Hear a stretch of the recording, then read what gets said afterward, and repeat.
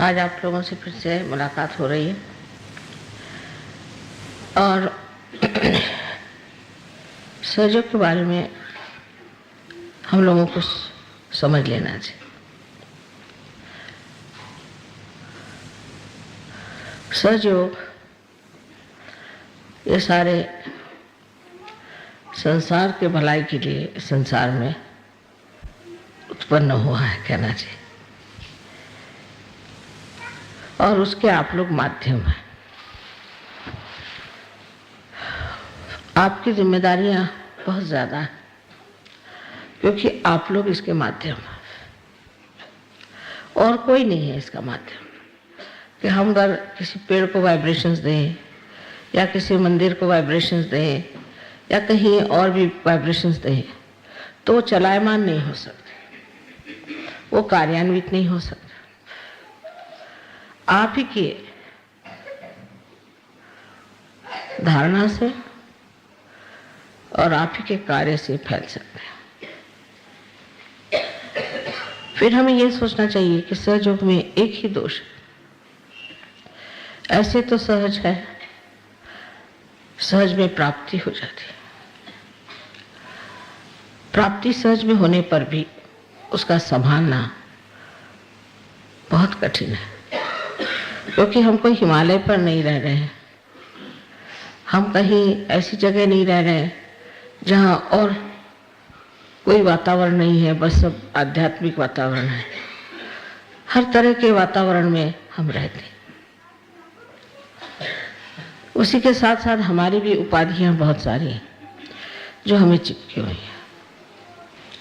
तो सहयोग में शुद्ध बनना, शुद्धता अंदर लाना, ये कार्य हमें करना पड़ता है। जैसे कि कोई भी चैनल हो, वो अगर शुद्ध न हो तो उसमें से, जैसे बिजली का चैनल है, उसमें से बिजली नहीं गुजर सकती। अगर पानी का नल है, उसके अंदर कुछ चीज़ भरी हुई है, उसमें से पानी नहीं गुजर सकता। इसी प्रकार ये चैतन्य भी जिस नसों में बहता है उनको शुद्ध होना चाहिए, और इन नसों को शुद्ध करने की जिम्मेदारी आप लोगों की है।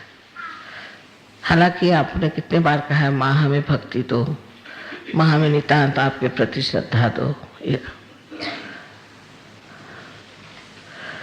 किंतु ये चीज आपको खुद ही समझदारी में जानना है।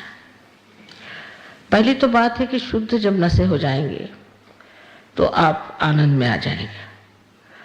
आपको लगेगा ही नहीं कि आप कोई कार्य कर रहे हैं। आप कोई सा भी कार्य करते जाएंगे उसमें आप यश प्राप्त करेंगे। बहुत सहज में सारे कार्य होते जाएंगे जो दुनियाई कार्य है। हर तरह की सहूलियतें आपके अंदर आएंगी। हर तरह के लोग आपके पास आकर के आपको मदद करेंगे। आपको कभी कभी आश्चर्य होगा कि किस तरह से बिगड़ी बन रही है और किस तरह से हम ऊंचे उठते जा रहे हैं। इसमें लक्ष्मी जी की भी कृपा निहित है, कला की भी उन्नति निहित है। हर तरह की उन्नति, प्रगल्भता इसमें आ जाती है। पर ये सारे एक तरह के प्रलोभन है, ये समझ लेना चाहिए। क्योंकि कभी कभी मैं देखती हूँ कि किसी आदमी ने बिजनेस किया सहयोग में, उसको बहुत रुपया मिल जाता है, फिर वो गिर जाता है और इतने बुरी तरह से गिरता है कि उठाना मुश्किल हो जाता। तो नसों की स्वच्छता हमें करनी चाहिए। उसमें सवेरे का ध्यान अवश्य करना चाहिए। अगर आपका सवेरे ध्यान नहीं लगता है तो कुछ न कुछ खराबी हमारे अंदर आ गई है, कोई न कोई गड़बड़ी हमारे अंदर हो गई है, कोई न कोई अशुद्ध विचार हमारे अंदर आ गए। उनको देखना चाहिए, जानना चाहिए, समझना चाहिए और सफाई करनी चाहिए। जिसे कि हम इंट्रोस्पेक्शन कहते हैं। हमें अपनी ओर मुड़ के देखना चाहिए। ये आपके हित के लिए मैं कह रही हूँ, किसी और के हित के लिए नहीं। पहले तो अपना ही हित आप साध्य कर लीजिए। अगर आपके अंदर कोई दोष है बहुत वजह से उपाधियां होती हैं, आदतें होती हैं, वातावरण होता है, तौर तरीके होते हैं, तरह तरह की चीजों से मनुष्य में ये षड्रिपु बैठे रहते हैं। ये जो हमारे अंदर हमारे दुश्मन है वो छिपे रहते हैं और वो बार बार अपना असर उठाते हैं। इसलिए आवश्यक है कि हम अपने को कोसे नहीं, हम अपने को पापी न कहें, अपने को खराब न कहें, अपने को किसी तरह से लांछित न करें, लेकिन इसमें से निकलने का प्रयत्न करना चाहिए। जैसे कमल है, किसी भी गंदे बिल्कुल सड़े हुए जगह में पैदा होता है और वो सब में से निकल के वो फिर जब खिलता है तो सुरभित होकर के सारा जो कुछ भी वातावरण से सुरभित कर देता है। इसी प्रकार सहयोग की विशेषता है। आप भी उसी कमल जैसे हैं, न होते तो आप न सहज में आते, न ही से आप प्राप्त करते। आप कीड़े मकोड़े तो है नहीं, आप अवश्य ही कमल है, लेकिन इस कमल को सुरभित होने के लिए थोड़ी सी मेहनत करनी पड़ती है अपनी और नजर करने से। सवेरे का जो ध्यान है वो अपनी और नजर करने का ध्यान है कि मैं क्या कर रहा हूं, मेरे अंदर क्या दोष है, मेरे अंदर क्रोध आता है, इस क्रोध को मैं कैसे नष्ट करूं, मुझे और ऐसी इच्छाएं होती हैं जो कि मेरे लिए दुखदाई, मुझे नष्ट करेंगी, उधर मैं क्यों जाता हूं। इस तरफ ध्यान देने से आपको पता हो जाएगा कि आपके अंदर कौन से चक्र की पकड़ है, उसे आपको साफ करना है। उसको साफ करके ठीक ठाक करके और फिर आप ध्यान में बैठे। जैसे कि इसको प्रत्याहार कहते हैं, मानिए कि सफाई, इसकी सफाई पहले करनी चाहिए, अपने मन की सफाई करनी। उस थोड़े से समय के लिए हमको अपने मन की सफाई करनी चाहिए। अपने से अगर हमें प्रेम है, अगर वाकई हमारे अंदर स्वार्थ है, तो स्व का अर्थ जान लेना चाहिए और सोच लेना चाहिए कि इस खराबियों से हमें क्या फायदा होता है। क्षणिक कोई होता है आनंद मिला, क्षणिक कोई उससे सुख लाभ हुआ, समझ लीजिए कोई बात हुई भी, तो भी उससे मैंने अपना तो जरूरी ही कोई ना कोई बड़ा भारी नुकसान कर दिया, क्योंकि ध्यान नहीं लगा। माने यही हुआ कि आपकी एकाकारिता भी साध्य नहीं। अब कोई लोग होते हैं वो ये भी कह लेते हैं कि हमारा तो ध्यान लगता है, पर होता नहीं। तो अपने साथ सच्चाई रखना बहुत जरूरी चीज है। अगर हम अपने साथ नहीं सच्चाई रखेंगे तो फिर हम किसके साथ सच्चाई रख सकते हैं। ये अपने हित के लिए है, हमारे अच्छाई के लिए है, हमारे भलाई के लिए। अधिकतर लोगों को मैं देखती हूँ एक सहयोग में आने के बाद कोई बीमारियां अधिकतर नहीं होती। अधिकतर लोगों को सहयोग में आने के बाद हर तरह का लाभ हो जाता है और अधिकतर लोगों को मैं बहुत आनंद में भी पाती हूँ। उनके घर के जो प्रश्न हैं वो भी छूट जाते हैं, सब कुछ व्यवस्थित हो जाता है, सब ठीक हो जाता है। तो भी कभी कभी ऐसा होता है कि कोई न कोई वजह से, किसी न किसी पुरानी त्रुटि की वजह से सहज का ध्यान लगता नहीं। सवेरे उठ के ध्यान करना बहुत आवश्यक है। जो लोग सवेरे उठ के ध्यान नहीं करेंगे वो सहज में कितने भी कार्यान्वित रहे और सब कुछ करते रहे, उनकी गहराई वो पा नहीं सकते, क्योंकि आपकी गहराई में ही सारा सुख, समाधान, सारी संपत्ति, ऐश्वर्य, श्री, सब कुछ उसी गहराई में है। उस गहराई में उतरने के लिए बीच की जो कुछ भी रुकावटें हैं उनको आपको निकाल देना चाहिए। अपने पर प्रेम करके, अपनी ओर दृष्टि करके, अपने को समझ के कि मेरे अंदर ये दोष है, इस दोष को मुझे निकाल देना चाहिए। दूसरों के दोषों की ओर बहुत जल्दी हमारी नजर जाती है। ये काम आपका नहीं, मेरा काम है, ये आप मेरे ऊपर काम छोड़ दीजिए, आप अपने दोषों को और देखिए। और उसके बाद शाम का जो ध्यान है, उस शाम के ध्यान में समर्पण होना चाहिए। तब फिर आगे की बात आती है कि आप किस तरह से समर्पित हैं। माने उस वक्त ये सोचना चाहिए कि मैंने सहयोग के लिए क्या किया, मैंने सहज को योग के लिए कौन सा कार्य किया, आज दिन भर में मैंने सहयोग पे कौन सा कार्य किया, शरीर से, मन से, बुद्धि से। एक अंधे गायक है, बहुत मशहूर है, विद्वान है, बहुत पढ़े लिखे हैं तो है ही, पता नहीं कैसे वो अंधी आंख से इतना पढ़ा है उन्होंने। उम्र से 3-4 बार मिले बस, और ऐसी कविता उनकी फूट पड़ी कि मैं सोचा ये कैसे एकदम धस गए अपने गहराई में। ऐसी कविताएं फूटी कैसे इनके हृदय से, ऐसी ऐसी बातें कि जो 1000 देवी के नाम में भी नहीं लिखी हुई, वो भी उन्होंने वर्णित करी, और बिल्कुल सही माने में ऐसा उन्होंने वर्णन कैसे किया। तो उनकी गहराई पहले थी जैसे आप सबकी है, लेकिन वो घुस पड़े उसमें, उसको प्राप्त किया उन्होंने, पहुंच गए वहां। सबके अंदर ये संपदा है, आप सब ही पूरी तरह से उसे प्राप्त भी कर सकते हैं। तो शाम का ध्यान है वो बाहर की ओर होना चाहिए। माने मैंने औरों के लिए क्या किया, मैंने सहयोग के लिए क्या किया, मैंने माँ के लिए क्या किया, ये सब विचार आपको रखना चाहिए।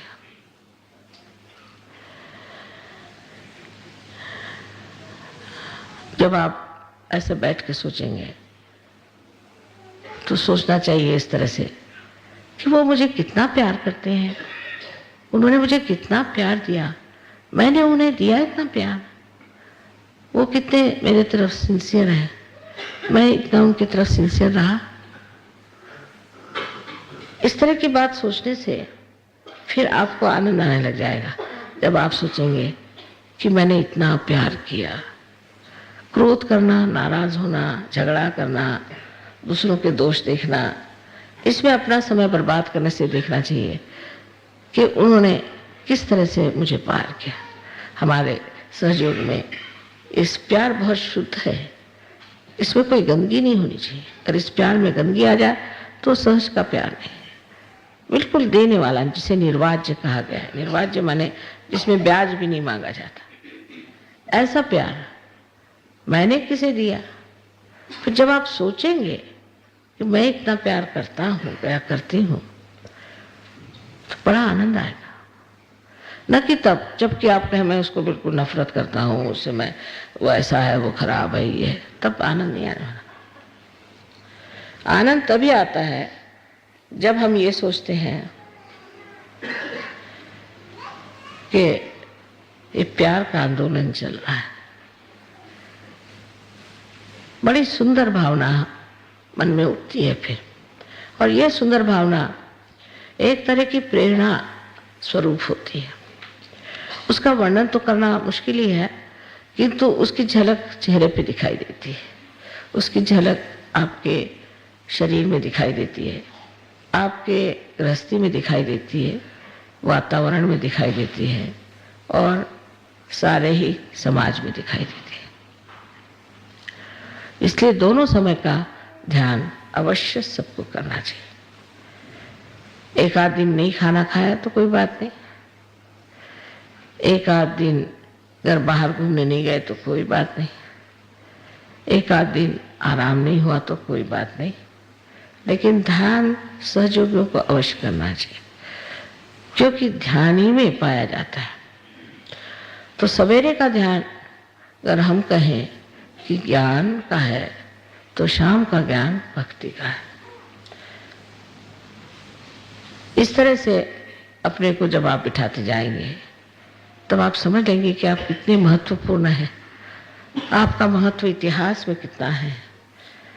ये इतना बड़ा कार्य जो हो रहा है सहयोग में, ये सब आप ही के माध्यम से हो जाएगा। आप अपने को औरों से मत तौलिए।